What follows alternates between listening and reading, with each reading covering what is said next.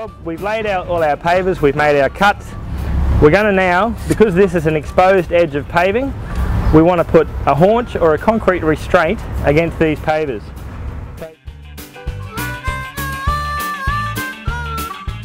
This material, we want to scrape it away so it's nice and flush down the side of these pavers.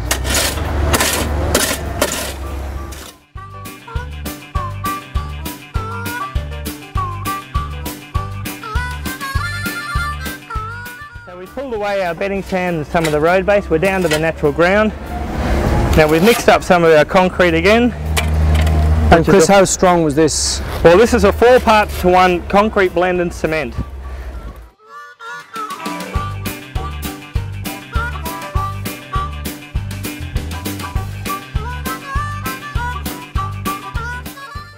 We'll just get our small wood float. Now we just want to push this concrete up against the edge of our pavers like this. We're only taking the concrete haunch about halfway up these pavers. The reason being that we want to get soil or dirt over the top of this concrete so our grass will come up and meet the edge of these pavers.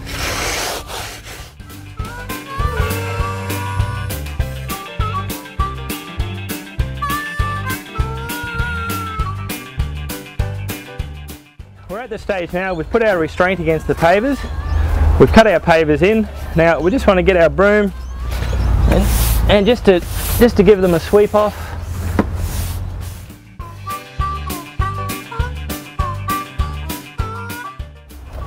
So to do this, there's a couple of different products. There's one called joint filling sand, which is just a very fine kiln dried sand, a very, very dry sand, which you can sweep into the cracks and it'll help to sort of settle the pavers in. Or nowadays there's one called gap sand, where we've taken the same kiln dried sand and mixed it with some silicone. Once this then gets moist, it expands and sets, not as hard as cement and concrete, but it does firm up and it minimises the weeds growing through and it minimises the ants taking the sand out. So gap sand is by far the better one. We'll just get our bag of gap sand now, remembering this is straight, we don't add anything to it. Now we just place it on there. We can just rip that open. And probably one bag of this covers what, maybe 15-20 square metres? Well, it does, that would be about right. It does vary on the size of your pavers. Now if we did the whole job in these smaller pavers, obviously smaller pavers, there's more gaps to fill up. So we'll use, the bag won't go as far if we're using small pavers.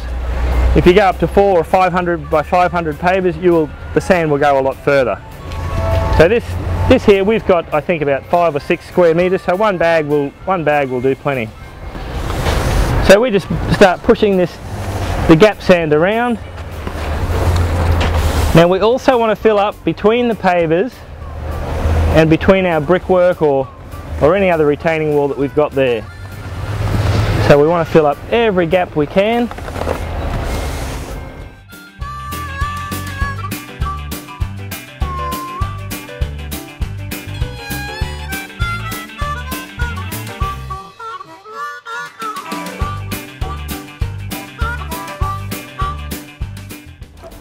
Okay, we've spread our sand around, we've left a fine layer of sand over all the paving, and now we want to compact the pavers again. Now there's a couple of different ways you can do this. The best and most effective way is to use your plate compactor again. We'll show you how to do both ways. Is to use your plate compactor, and now you can either get, what I use is we tie a piece of carpet under our plate compactor and run the compactor over that.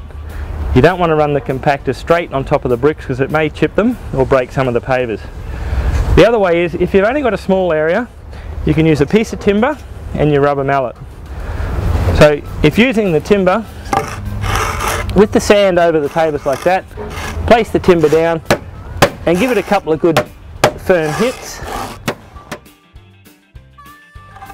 Now as you can see, you may be able to pick up that even by using the hammer in the bit of timber, but some of the pavers have jumped around and moved a bit, and that's made this sand vibrate down into the bottom of the pavers, and that's what's locking them in. We have a bit of carpet here that we use. Now some of the hire companies and some people may have a piece of rubber that they attach to the front of their plate compactors. I like to use a piece of carpet. Okay.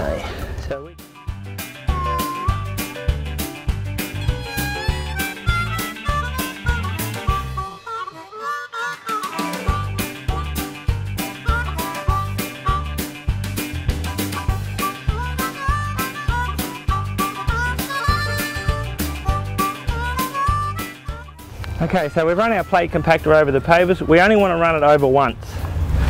So we've done that, so now we just get our broom again and continue to, because the pavers would have vibrated around a bit under that plate compactor, it's opened up more gaps in the pavers.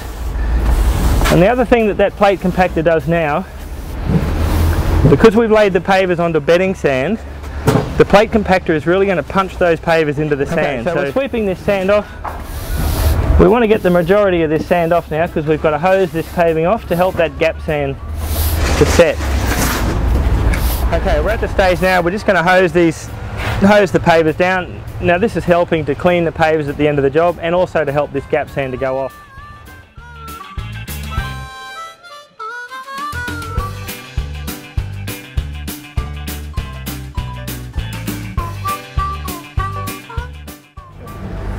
So here we are at the end of the job.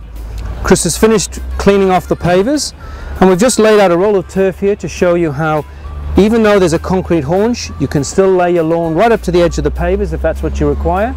Or indeed, Chris, you could have a garden bed, so filling this up with soil and plants. That concrete haunch doesn't take anything away from the rest of your landscape project. But what a nice finished job that we've got there now that it's all washed off.